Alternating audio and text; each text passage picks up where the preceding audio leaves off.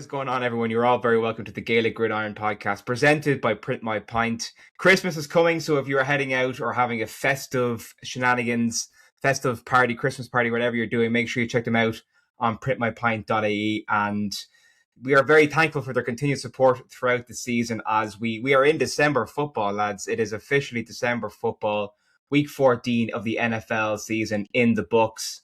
Jimmy English, Stephen Kearns, and Connor Tate. Lads, the season just keeps getting wackier and wackier. I mean, what another mental weekend of NFL action, particularly interdivisional games. Twist, we for a change, we're able to say something positive about the Steelers to a certain extent. Connor, we were talking before we came on as well. We can say something positive perhaps about the Vikings as well. But we do have lots to get through, and we promise not to dwell on our own teams because there has just so much happened over the weekend.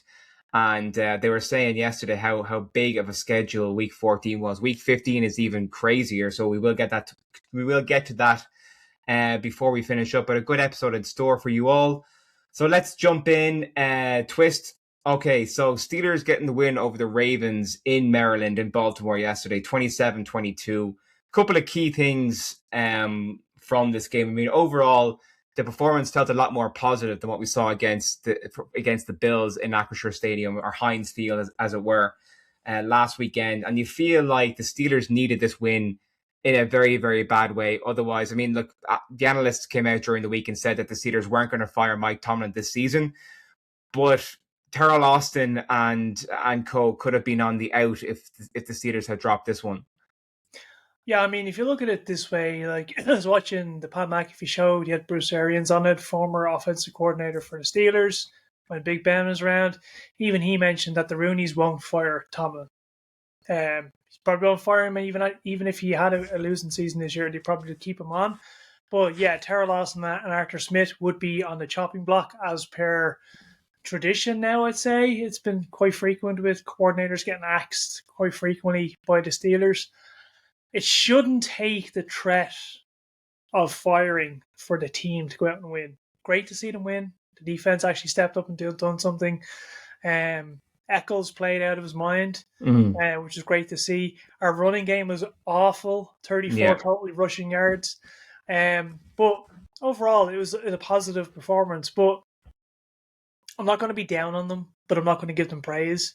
Because the standard, whichever way you view the standard, some people view the standard as not a losing season. Some people see the standard as the playoffs and the Super Bowl. But when it comes to divisional AFC North games, the standard should be play the game close and beat your division rivals. And they done that. That's just expected. So yeah, they're top of the division because everyone else in the AFC North lost, thankfully. To the football gods for that. But 7-6, like at this point in the season, it's not looking hugely positive. I mean, like, yeah, they're in there. They're still only their fourth seed at the moment because they're top of the division, but they're fourth seed by default at this stage. I mean, they still have the Ravens again on the last week of the season, and it's like you say, the standard, Mike Tomlin loves this, the standard is the standard, but the standard, as we have said on this podcast week in, week out, is a non-losing season for Mike Tomlin in recent years. And Connor, I mean, this level of play from Aaron Rodgers and from the team should be expected week in, week out.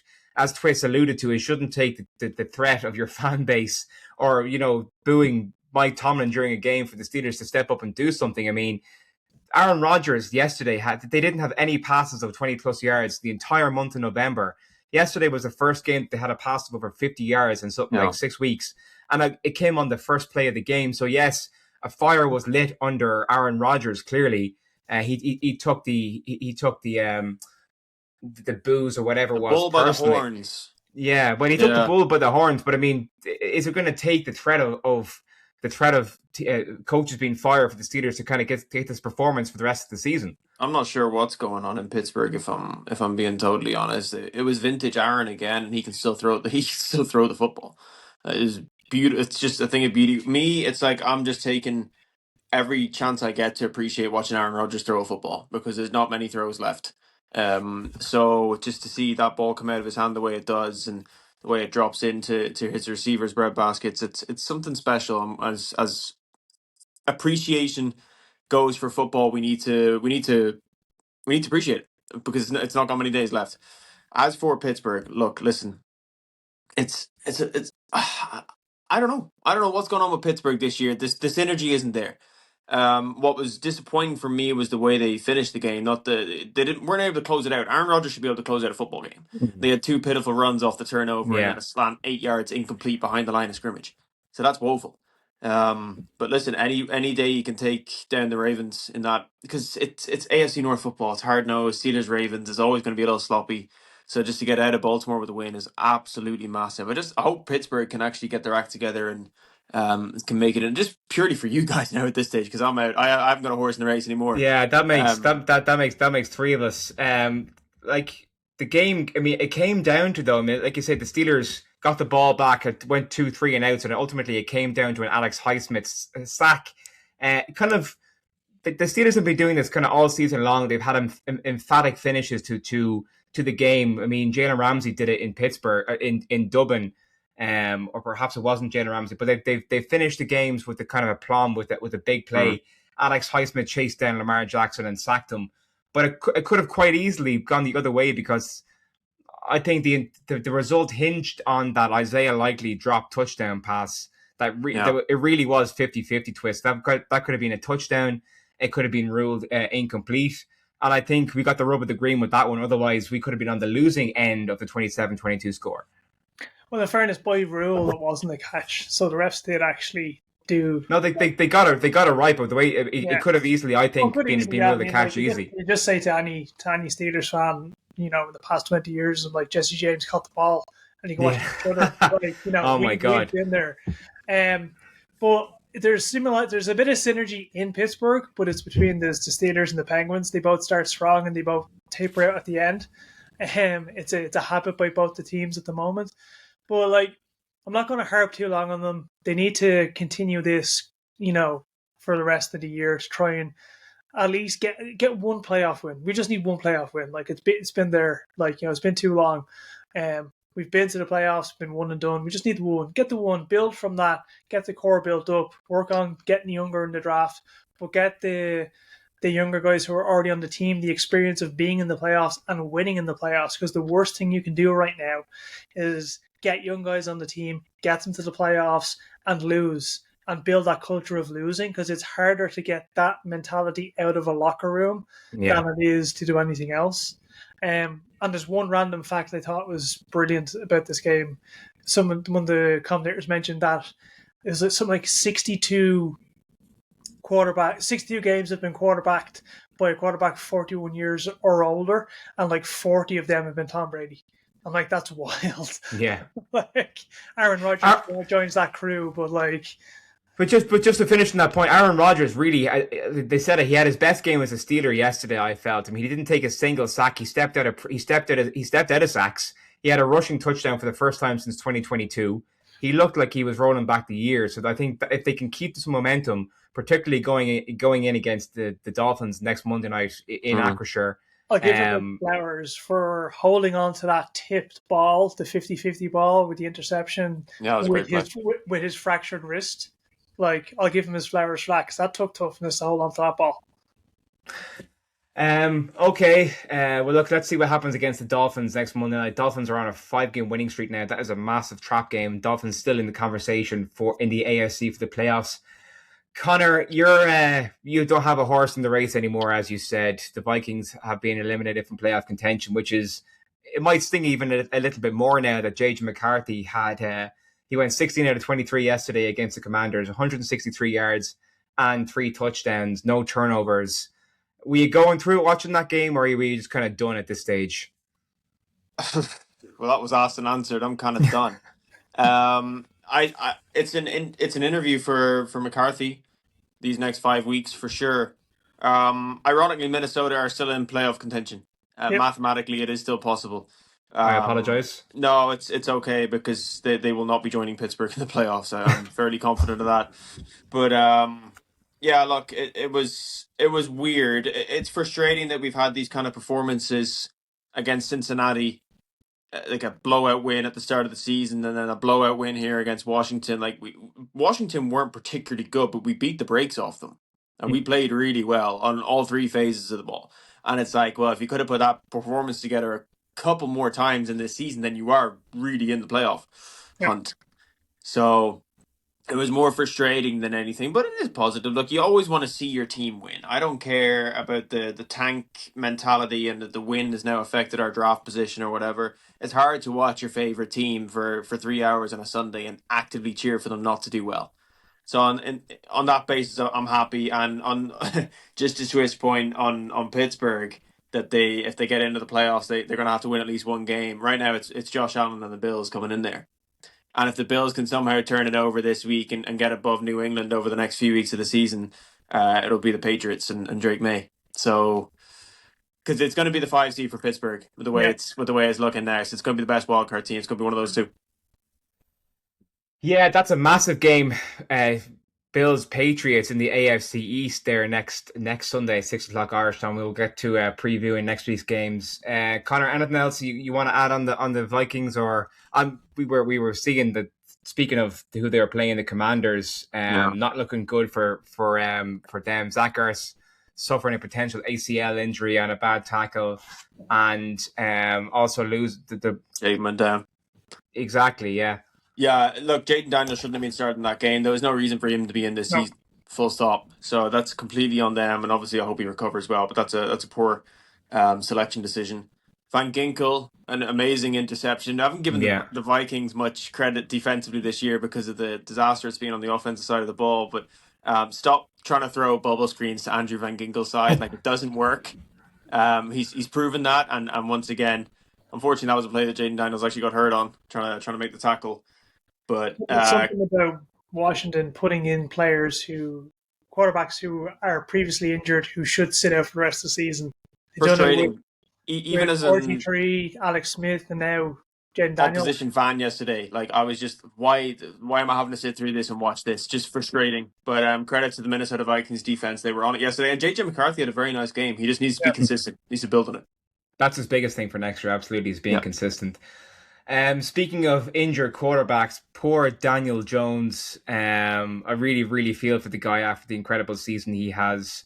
Rupturing his Achilles has been confirmed today that he is out for the rest of the season, potentially even missing the start of the 2026 season. He will undergo surgery and begin his recovery.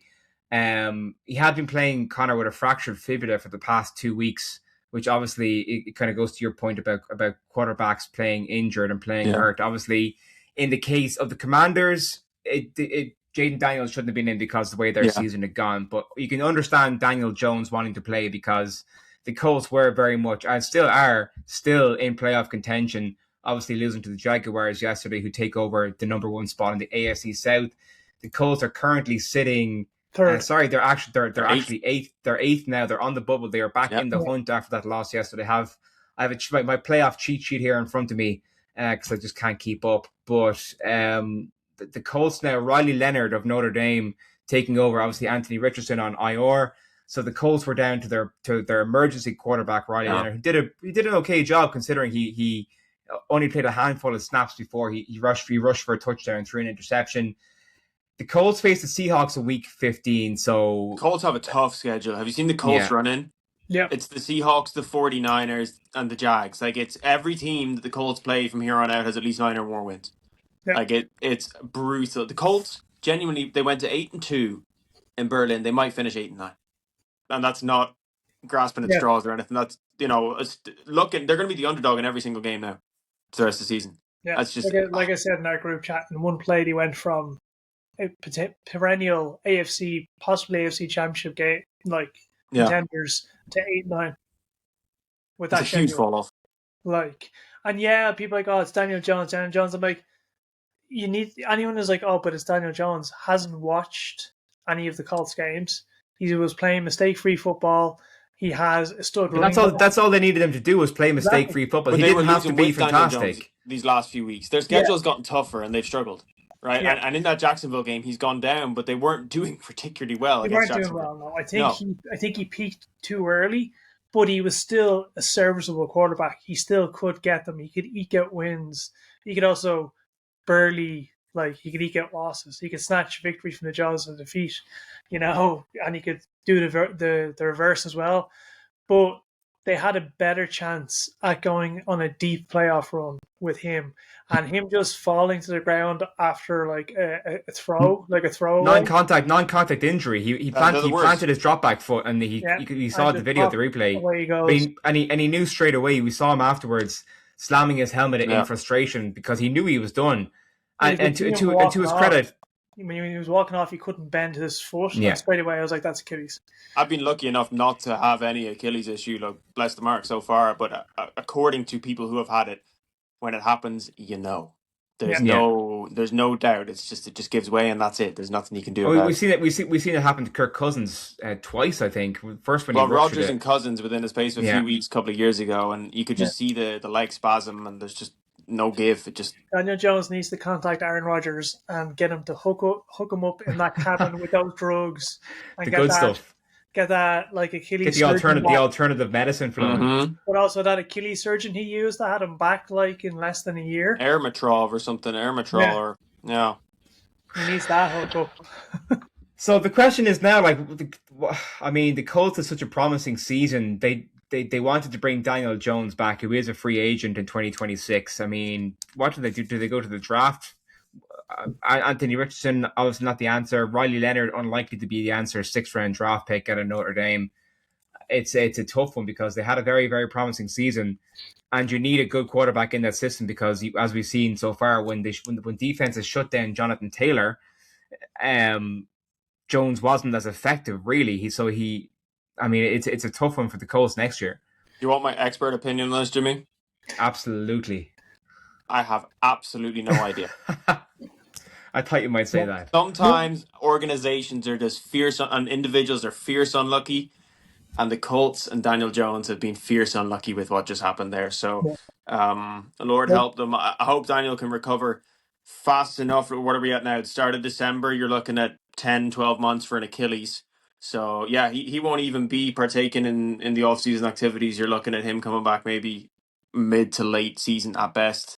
That's rough. They're going to have to go and get a guy because Richardson's not the guy. So you're going to have to go and get a guy. Whether it's free agency, the draft, you're going to have to go and get someone.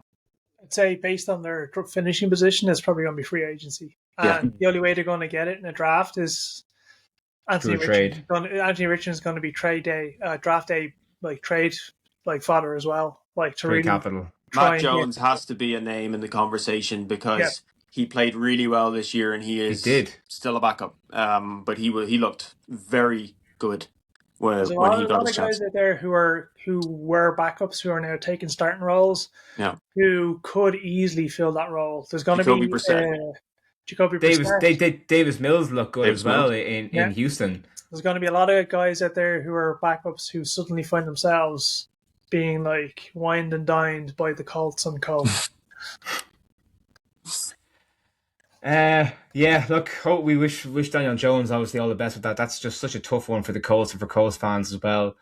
Moving to the NFC South, a bit of a surprise win yesterday. It was the Saints getting the upset over the Buccaneers 24-20 in absolute torrential conditions down there in Tampa Bay. Tyler Shock had 2 rushing touchdowns, one long, one not so long. Phenomenal one. Yeah. The second one where he evaded 3 blitzers, evaded the sack 3 times, basically ran 50 yards for a 13-yard touchdown. Saints kind of came out of nowhere, lads, didn't they? I just put myself in the shoes of I'm trying to put myself in the shoes of Charlie Smyth, and I see the schedule on the calendar, and I find out I'm going to be playing my first ever NFL game in Miami, and then right after that I'm going to be playing in Tampa, and I don't factor weather into it in my preparation for the kicking. I'm like, rain both days. Yeah, I'm going to get great weather, and it's just been hideous on both occasions. So well done to him to keep his head and keep it steady and keep the scoreboard ticking, which they needed every single point yesterday. But Tampa Bay just do not look Well, they were squeaking out wins at the start of the year, and they were winning these types of games narrowly at the end, and now they're losing these types of games. So, I think Carolina is the favorite to go on and top that division. Yeah, I mean, if you look at the South as it is, like the Bucs and the Panthers are tied for top at 7-6 each. Falcons can cause upsets, but the Saints have shown that they're gone. The Falcons mathematically can't get back into that division. Oh yeah, no, I mean don't mean like for playoff stuff, but like they can cause upsets, as in Falcons cause upsets, and the Saints have shown they can cause upsets. So while the Panthers and the Buccaneers are battling it out, if they have to play each other again, I haven't checked the schedule, but if they play each other again, you can't take those games for granted. Yeah, they have to.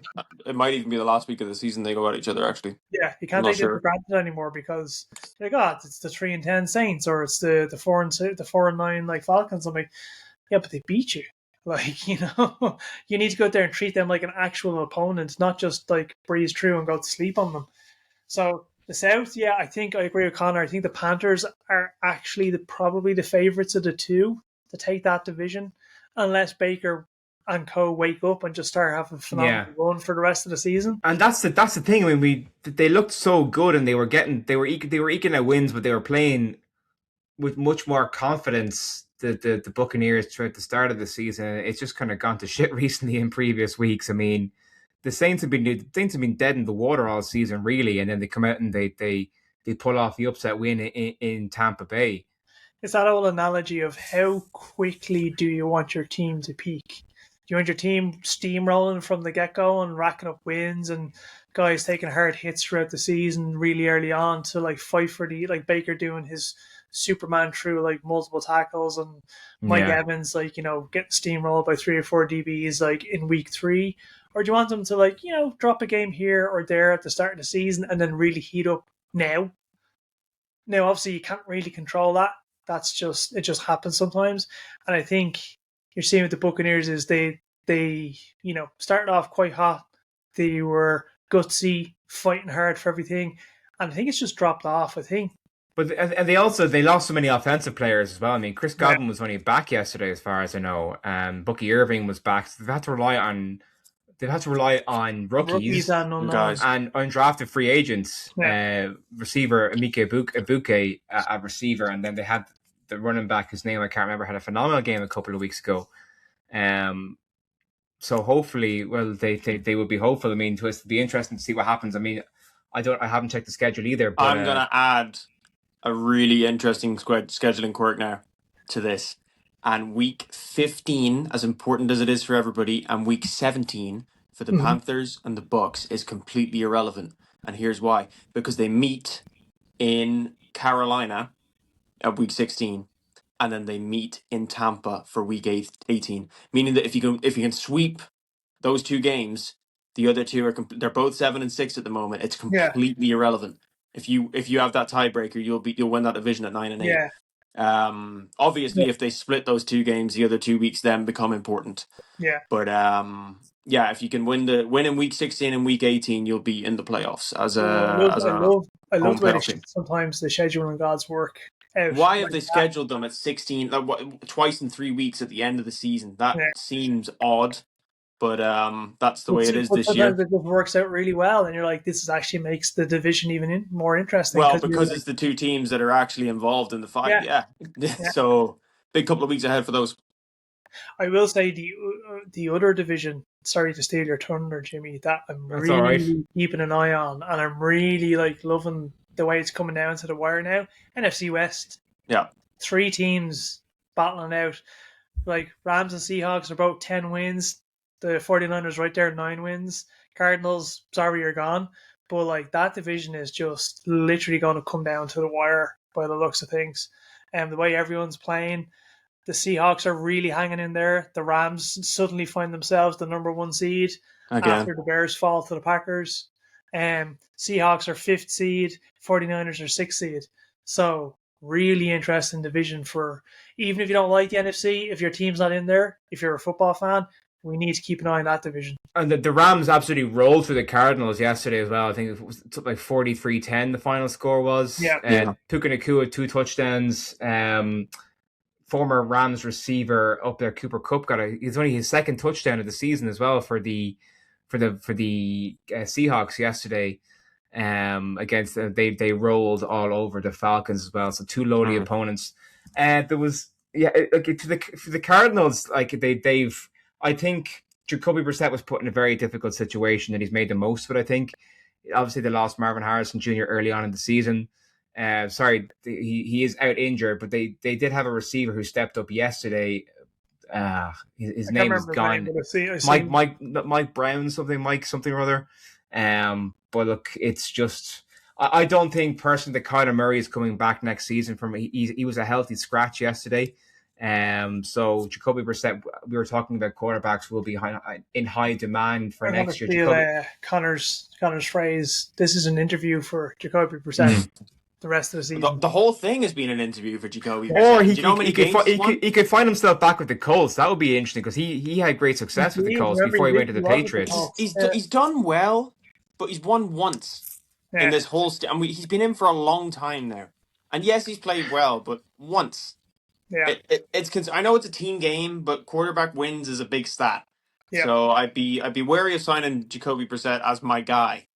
Oh no, I don't see him as being a guy, but he'll definitely get himself a backup, and he could find himself backing up in Indy, because Indy right now realistically only have one quarterback.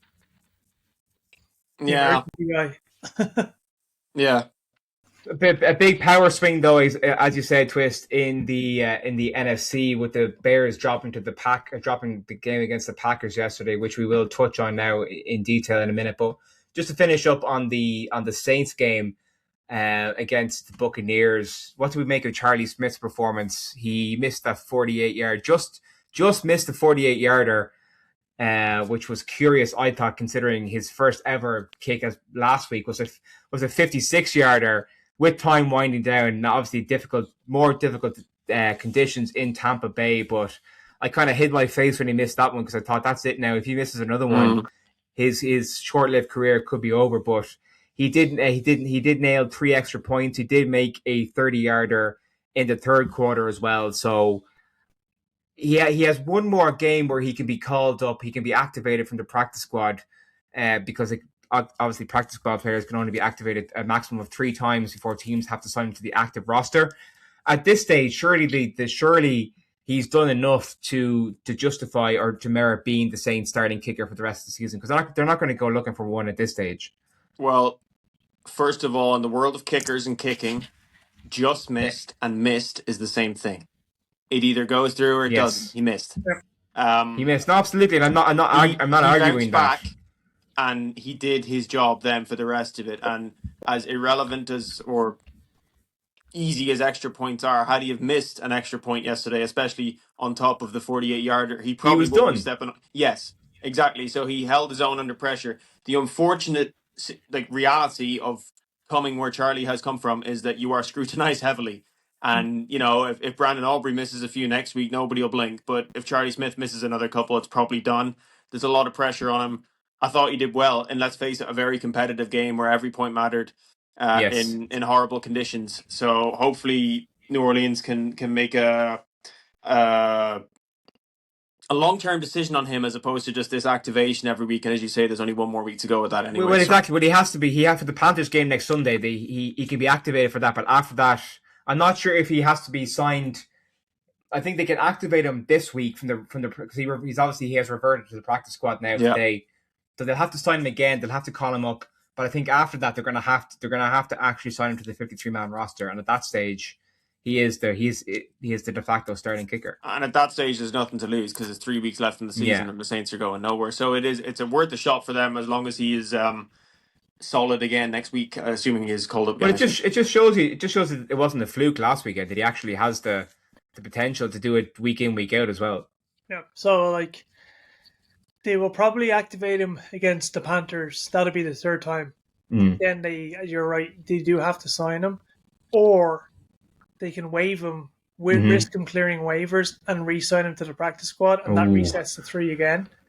I don't think they will, though. I mean, I don't think they will. I mean, I know that's a big risk because teams might take a chance. 100%. But at the same time, teams we've seen are kind of wary to sign IPP players for kicking position because there's so many active like NFL experienced kickers who have years of experience compared to the likes of Charlie and Jude and stuff.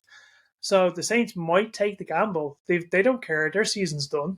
Like, Yeah. you know, There are seasoned veterans out there that are just They kicking on can't high school hide him fields anymore though. nonstop. That's the problem. They can't hide Yeah, him but anymore. the thing is there's seasoned veterans, like names that you will remember, out there kicking on high school fields every Tuesday, Thursday, and Friday because Justin they're Tucker. keeping loose, waiting for Justin Tucker, right? Just waiting for the phone to call, and they've all got agents, they've all got connections, and you can have a professional kicker flown out within 6 hours. So that's why there is this kind of caution to go with a foreign player that isn't accustomed to the way they do things, so to speak. That's why the caution is there. But if I was the Saints, I would obviously, the Irish bias aside, go with Charlie Well, for the look, rest of the season. he got it. He got his first official NFL win yesterday. So hopefully that'll stand to him. And Yeah, look, if Monday. he does, hopefully he can upset the Panthers and like really screw that division up even further.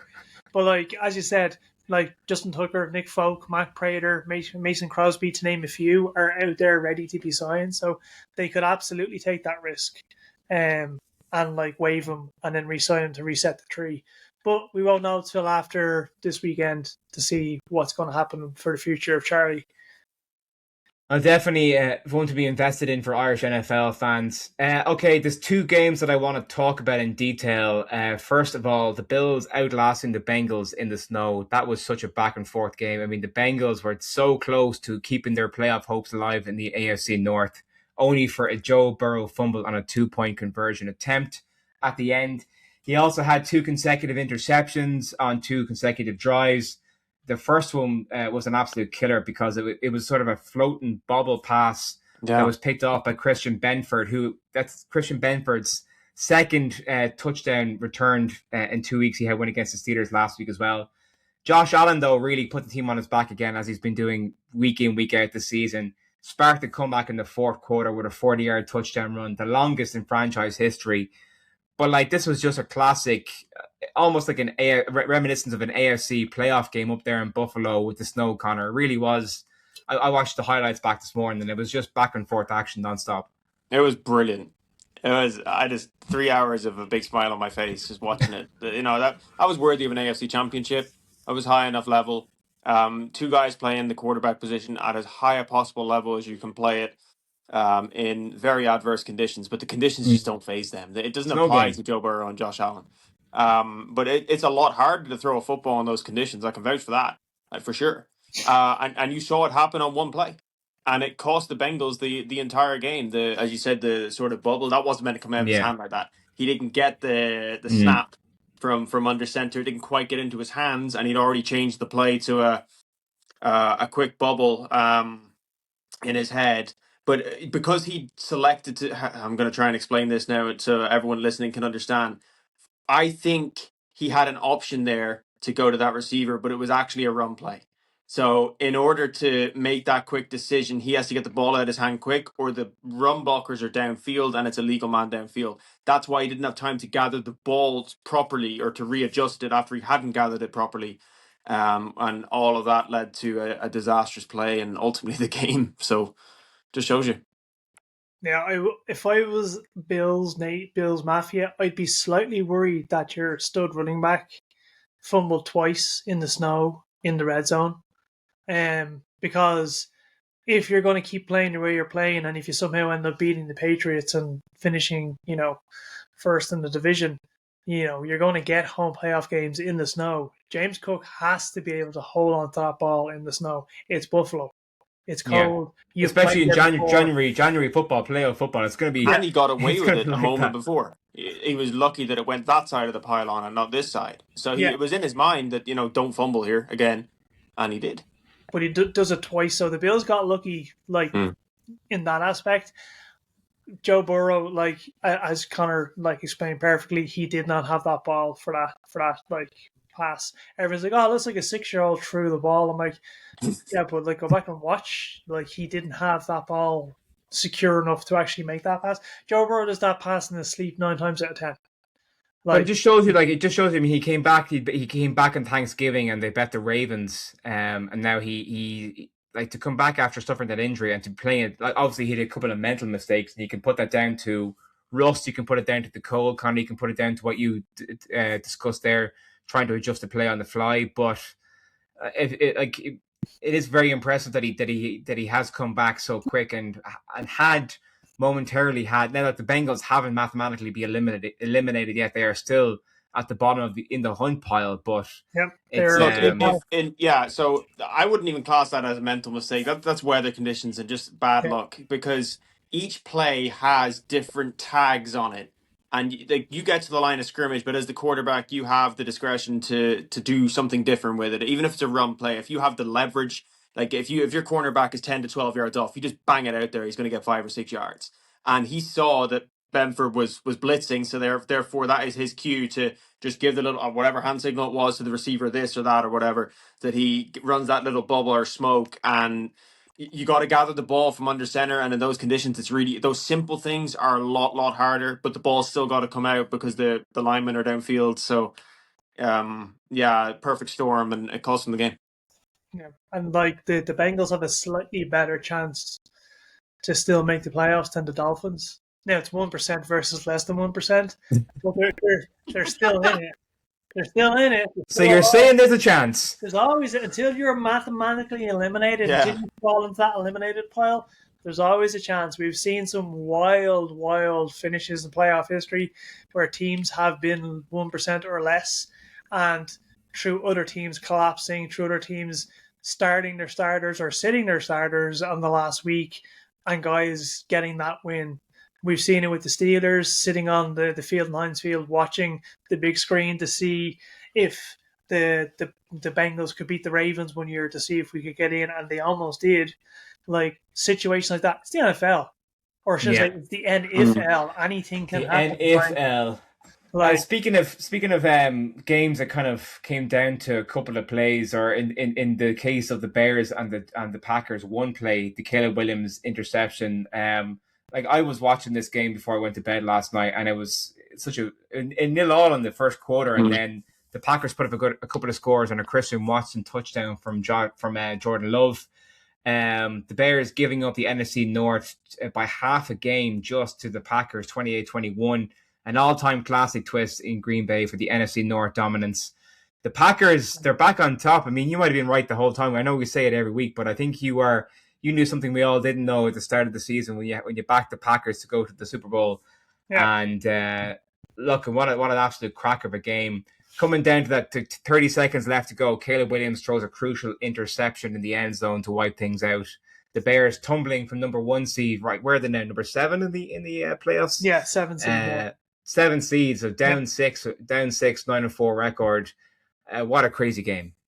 If you go back and watch that last play, that last throw by Caleb Williams, he rolls out to his left. To his right. His right. Yeah. The entire Packers DBs and line all flow that way. And if you go back and watch it, DJ Moore is behind all of those. There's nobody near him for the 20-plus yards. All Caleb Williams has to do is dump that ball, and he's in the end zone. The Bears win. But he doesn't see him. He doesn't pay attention. He just sees a sea of green coming towards him. He panics, and he throws it into the end zone. And not even far enough for his receiver to get a chance at that ball. It was I wouldn't say it's underthrown, but it was in the perfect position to be picked off. If he had taken a split second and looked to his right, we're talking Bears still number 1 seed. DJ Moore, like, literally could have walked into the end zone. And I will defend Caleb here a little bit. The fact that he didn't get to DJ Moore.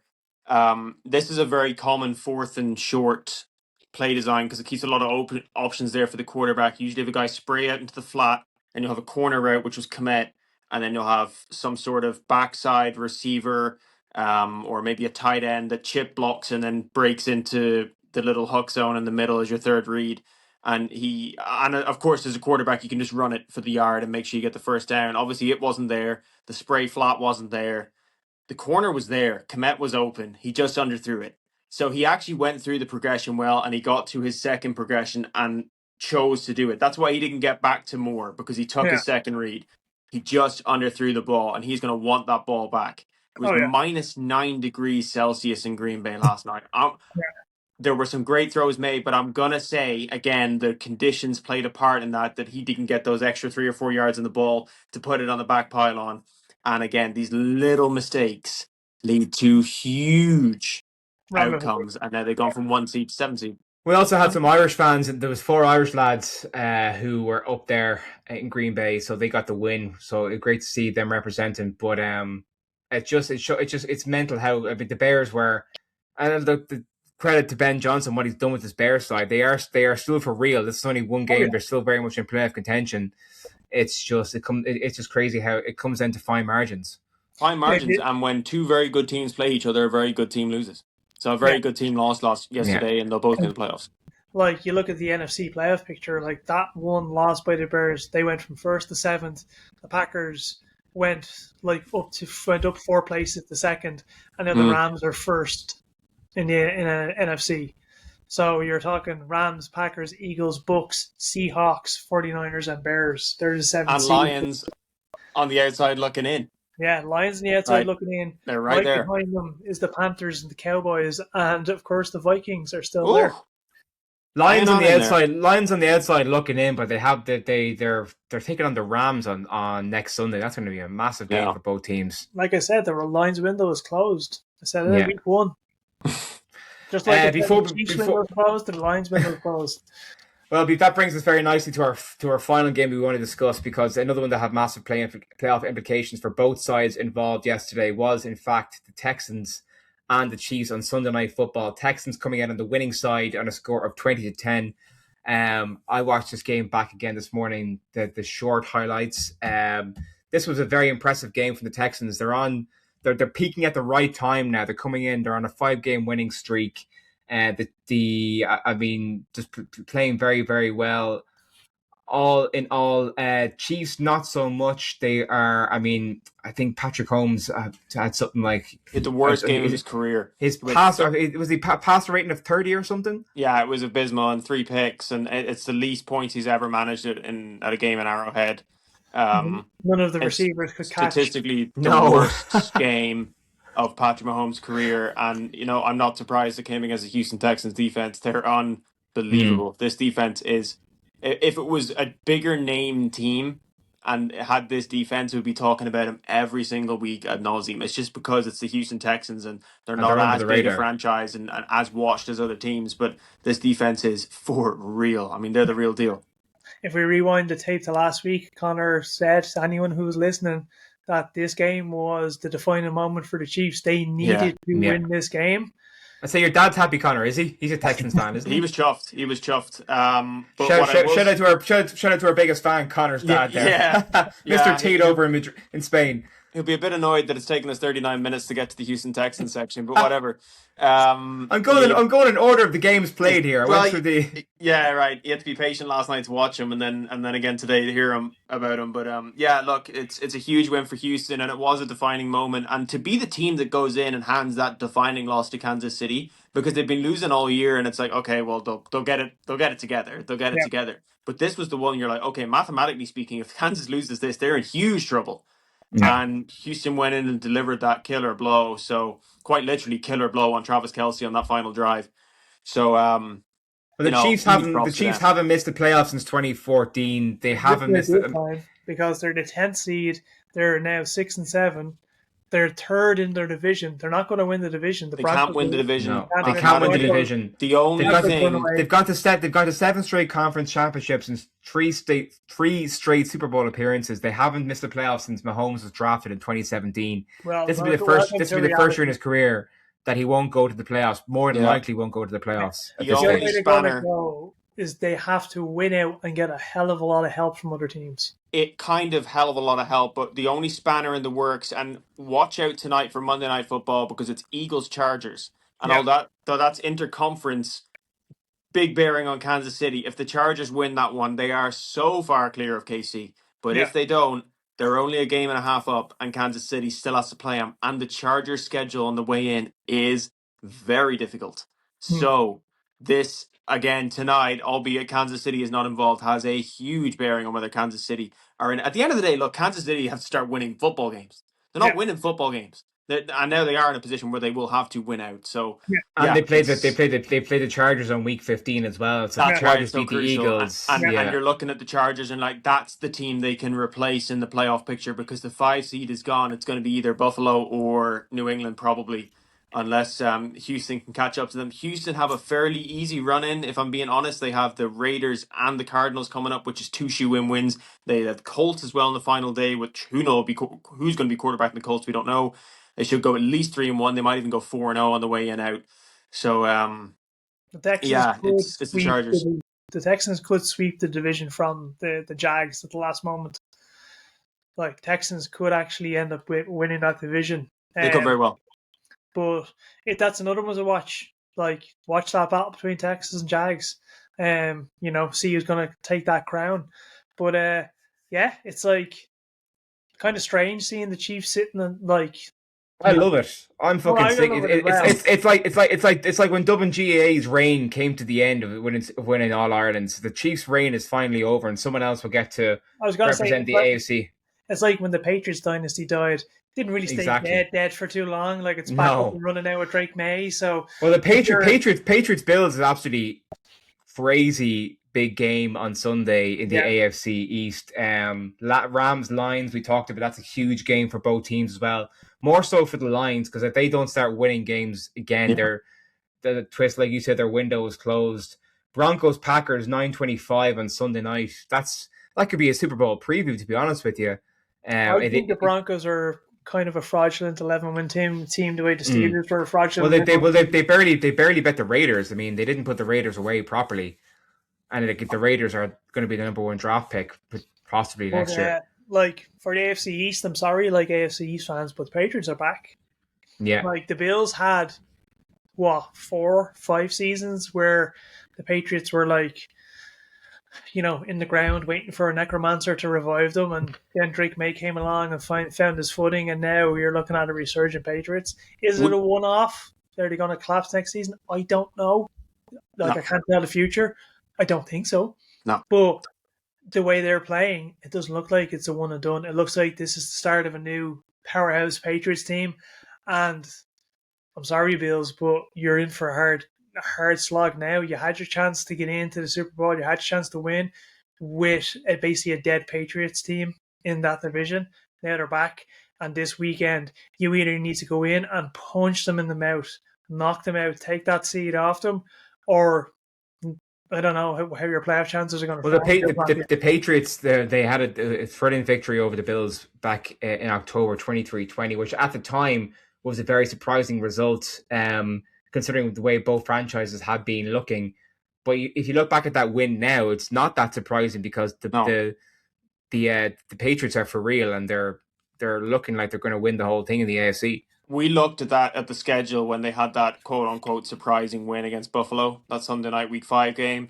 And they had their bye in what week was it? Just 14. Week 14 was the Patriots' bye. And we took a look and we said, you know what? There's no one on there. They might be 11-2 by the time they get to their bye. And it turns out they've gone and got to 11-2. So they haven't lost since Week 4, I think it is. They're flying.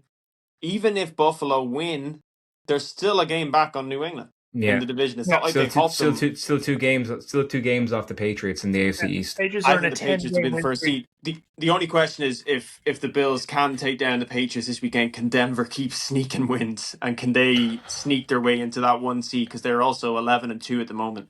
But New England are for real.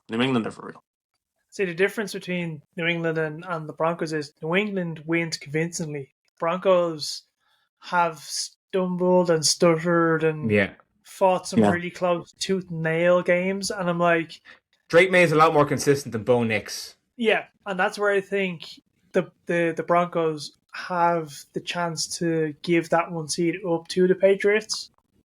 I think the Broncos are on a bye week this week. They're playing the Packers on Sunday. Oh, they're playing the Packers. Sorry, yeah. So that's the thing about this week is you're week 15 now, and you've all these divisional games, but games that are going to have more and more massive playoff implications in regards to seeding. Yeah, I think the Broncos are probably one of their toughest challenges is this week against the Packers. Packers are Yeah, resurging. 100%. Packers go in and they beat the Broncos, which I think they will do handily. Yeah, I I'm agree. sorry, Bills Mafia, but I think the Patriots are going to defend Foxborough, and they're going to be like, you can smash all the tables you want outside, but I think Drake May is going to bring the win streak up to 11. Once the Patriots take that 1 seed off the Broncos, I don't think they're getting it back off them. All right. Well, look, another massive weekend in store. NFL Week 15. We are at the 50-minute mark, so we are going to leave it there. If you have listened or watched so far, I do appreciate it. I appreciate you taking the time. Thank you again to our sponsors, Print My Pint. Like I said at the start of the show, if you are having a Christmas get-together this festive season, make sure you check them out at printmypint.ie. Lads, thank you again so much for your time. Looking forward to seeing you all next week, and take care.